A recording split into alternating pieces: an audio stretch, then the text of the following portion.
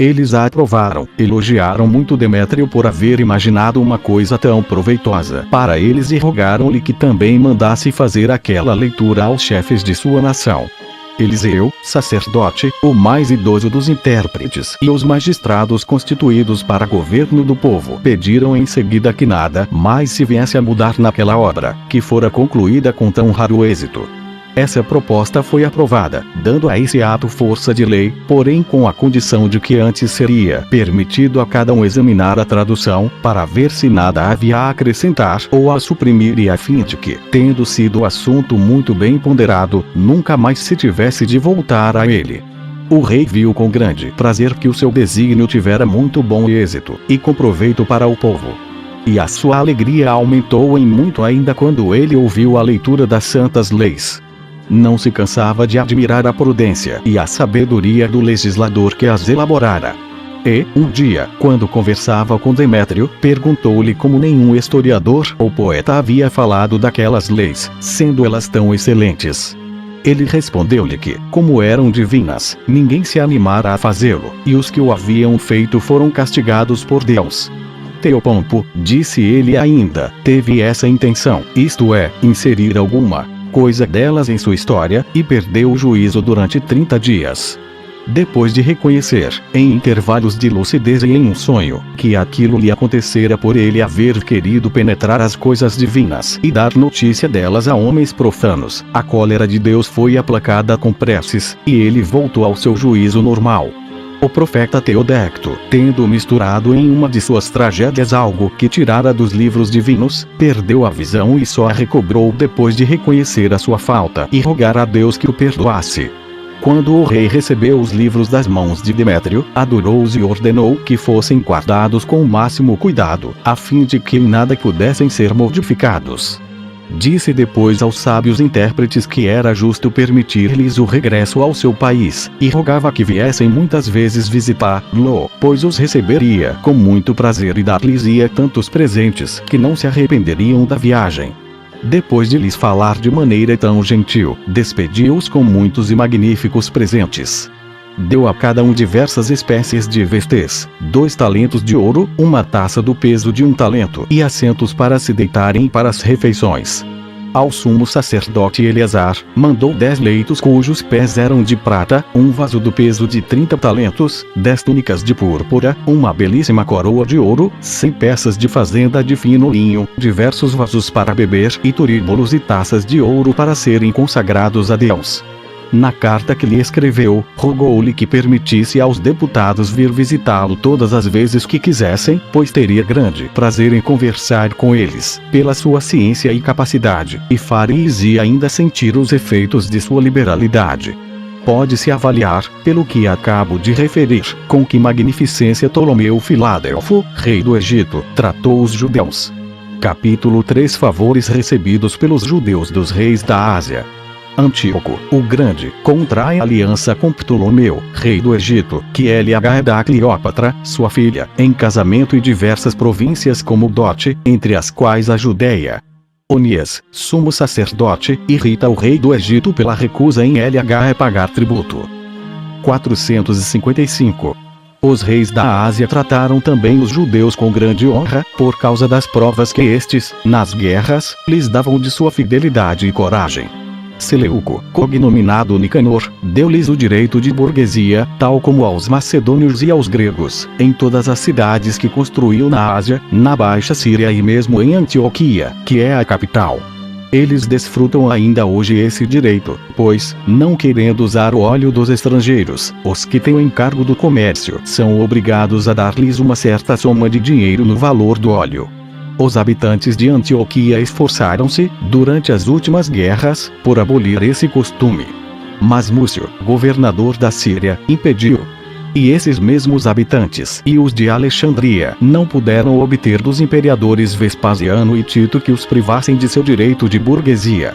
Nisso os romanos, e particularmente esses 2 grandes príncipes, mostraram a sua justiça e generosidade.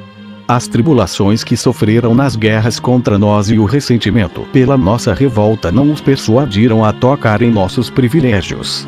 Em vez de se deixarem levar pela cólera e pelas instâncias de dois povos tão importantes como o de Alexandria e o de Antioquia, eles tiveram mais consideração aos antigos méritos de nossa nação que às ofensas que dela receberam e ao desejo manifestado por nossos inimigos de nos maltratarem.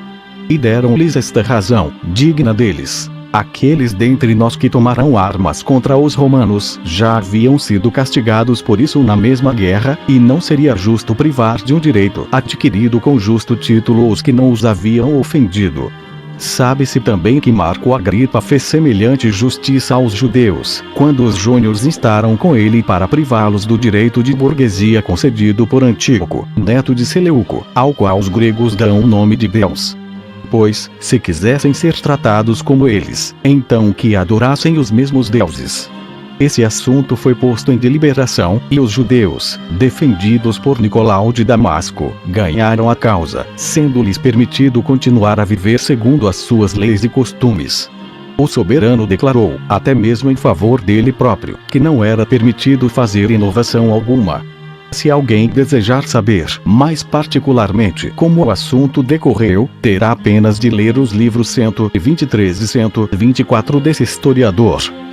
E verdade que não há motivo de admiração pelo juízo pronunciado por Agripa, pois não havíamos ainda tomado armas contra os romanos.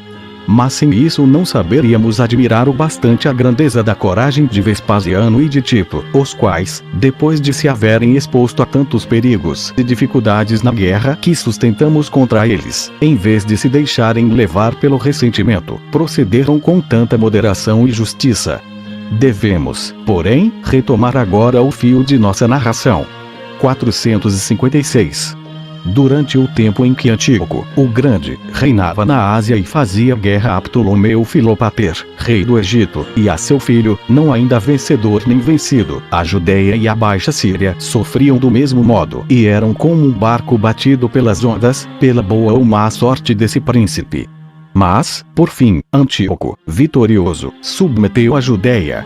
Após a morte de Ptolomeu Filopater, Ptolomeu, seu filho, cognominado Epifânio, enviou contra a Síria um grande exército, sob o comando de Escopas, que se apoderou de várias cidades e pôs a nossa nação sob o domínio desse príncipe.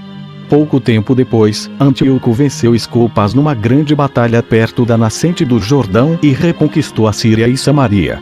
Os judeus, então, entregaram-se inteiramente a ele, receberam o seu exército na cidade, alimentaram os seus elefantes e ajudaram as tropas que atacaram as guarnições deixadas por Escopas na fortaleza de Jerusalém. Antíoco, para recompensá-los pela afeição que lhe haviam demonstrado, escreveu aos generais de seu exército e aos seus mais fiéis servidores, que disso sabiam, que resolvera gratificá-los. Transcreverei a cópia da carta, depois de dizer de que modo Políbio Megalopolitano fala dela no 16º livro de sua história. Diz ele: Escopas, general do exército de Ptolomeu, entrou no inverno pela parte superior do país e submeteu os judeus. Ele acrescenta pouco depois: quando Antíoco venceu Escopas, tornou-se senhor das cidades de Samaria, Gadara, Batânia e Aila. Imediatamente os judeus que moram em Jerusalém, onde está o célebre templo, abraçaram o seu partido. Estas são palavras do próprio historiador. A carta de Antíoco, após a qual retomarei o fio da história, assim estava exarada. O rei Antíoco, a Ptolomeu, saudação. Os judeus nos testemunharam grande afeto logo que penetramos no seu território. Eles vieram à nossa presença com os seus chefes, receberam-nos em sua cidade com toda espécie de honras, deram alimento às nossas tropas e aos nossos elefantes e uniram-se aos nossos contra a guarnição egípcia da fortaleza de Jerusalém. Cremos que é dever de nossa bondade manifestar-lhes a nossa gratidão. Assim, para lhes darmos os meios de repovoar a sua cidade, que tantos reveses tornaram deserta, e para lá reunir os anciãos esparsos por diversas nações, ordenamos o que segue. Primeiramente que, em favor da religião e por um sentimento de piedade, lhe seja dada a importância de 20.000 peças de prata, para a compra de animais para os sacrifícios, e medidas de trigo recolhidas na província, para delas se tirar a flor da farinha, e 365 medidas de sal. Queremos também que lhes sejam fornecidos todos os artigos de que necessitarem para a reparação das portas e das outras dependências do templo, e que a madeira, que para esse fim será obtida da Judeia, das províncias vizinhas e do Monte Líbano, não pague tributo, bem como todos os outros materiais de que tiverem necessidade para a reedificação do templo. Permitimos também aos judeus viver segundo as suas leis e costumes, e isentamos os seus governadores, sacerdotes, escribas e cantores do tributo ordenado por cabeça, do presente que costumavam oferecer ao rei, uma coroa de ouro, e de tudo o mais em geral. E, para que a cidade de Jerusalém possa ser mais rapidamente repovoada, isentamos também de todo o tributo, durante 3 anos, todos os que nela residem agora e os que vierem habitá-la no mês de Perberetiam.